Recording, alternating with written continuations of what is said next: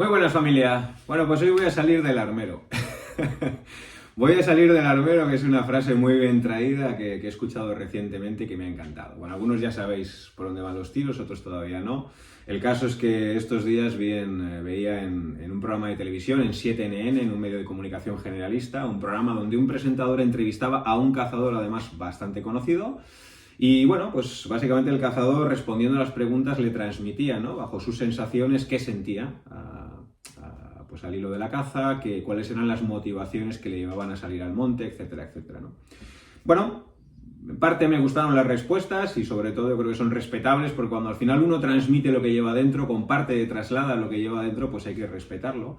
Pero bajo esa premisa de salgamos de la cueva, de salgamos del armero, de seamos realistas, de seamos honestos, pues quizás me parecieron respuestas un tanto huidizas, un tanto justificativas y desde luego nada claras y nada concisas, ¿no? Como ejemplo, una de las primeras preguntas fue ¿qué sientes cuando abates un animal? Y ahí el cazador directamente no contestó, se salió por la tangente, puso un ejemplo muy poco válido, ¿no? Y en líneas generales no contestó. Bien. Si yo hubiera estado sentado en ese sillón y me hubieran formulado esa pregunta, me hubieran dicho, oye, ¿qué sientes cuando abates un animal? Creo que hubiera utilizado 3 términos. El primero, satisfacción, después, orgullo, y el tercero, respeto. Respeto por ese animal que nos acaba de entregar su vida. Claro, como el cazador no respondió, el presentador incluyó ese término ya directamente, el de satisfacción, en la siguiente pregunta, ¿no? Y le dijo, ¿sientes satisfacción cuando abates un animal? Y aquí el cazador contestó que la palabra satisfacción se le quedaba coja, algo con lo que estoy de acuerdo, pero nuevamente se diluyó, ¿no? Y empezó a justificarse, empezó a explicar que cuando llevas 10 días andando por el monte, en temperaturas bajo cero, acechando un animal, etcétera, etcétera. Y claro, realmente hay muy pocas modalidades, o yo conozco muy pocas modalidades que requieran de 10 días andando por el monte en temperaturas bajo cero para lograr resolver un lance, ¿no? Y al final, para mí, la realidad de esto es que quizás el cazador tenía miedo de acudir o de responder o de asociar ese término de satisfacción a la resolución de un lance, al matar un animal, ¿no? Y coño, si lo que pretendemos es salir del armario, no hay por qué negar que abatir un animal produce satisfacción. Por supuesto que sí. Lo que quizás merece la pena es enfatizar por qué nos produce satisfacción. Y ya que tenemos esa oportunidad de estar delante de la sociedad, de comunicar, hagamos énfasis en ella. ¿Por qué produce satisfacción? ¿Por qué me produce a mí satisfacción? Pues no es por ese instante en el que apretamos el gatillo, porque la caza no se reduce a esos pocos instantes en los que apretamos el gatillo. Para mí me produce satisfacción, por ejemplo, hablando de la becada o de la sorda, que es mi modalidad fetiche, porque la caza es mucho más que esos breves instantes en los que apretamos el gatillo, ¿no? Si tú quieres salir a cazar sordas, pues como mínimo tienes que tener un conocimiento de la especie, saber cuál es su comportamiento, saber cuál es su actitud cuando se siente depredada, no sé, conocer sus ubicaciones, sus querencias, en función del clima incluso, ¿no? No es lo mismo una noche de viento sur que una noche con una profunda helada y al día siguiente hay determinados vientos, o pega el sol aquí o pega el sol allá, y en función de eso el comportamiento del ave es uno o es otro y está aquí o está en el otro lado, ¿no? Y todo eso es conocimiento y es experiencia.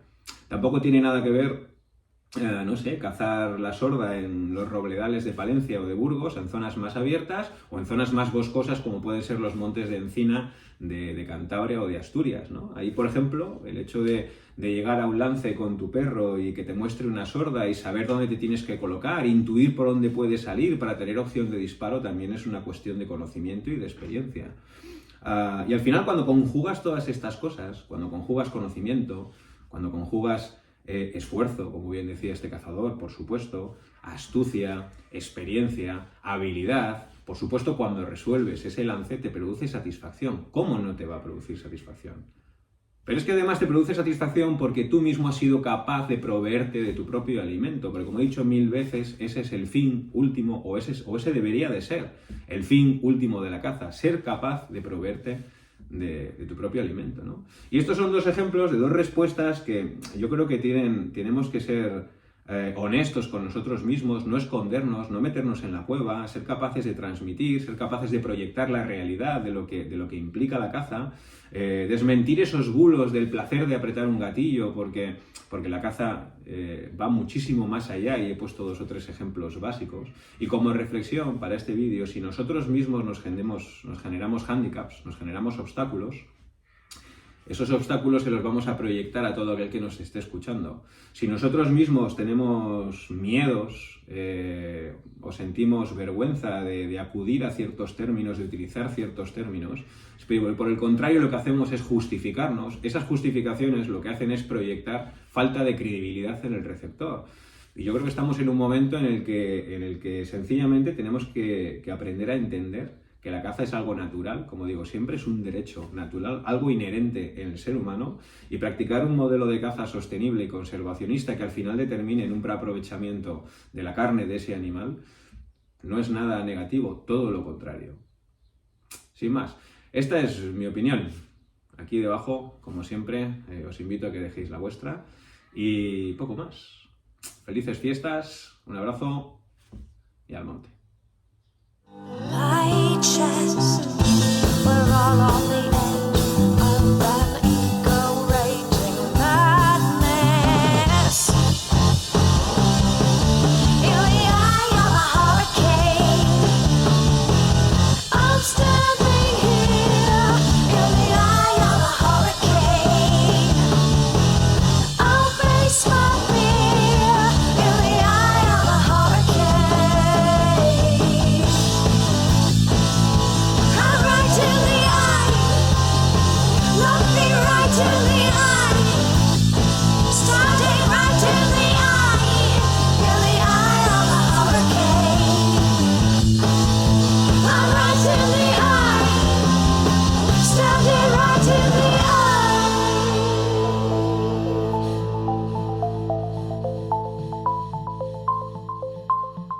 In the eye.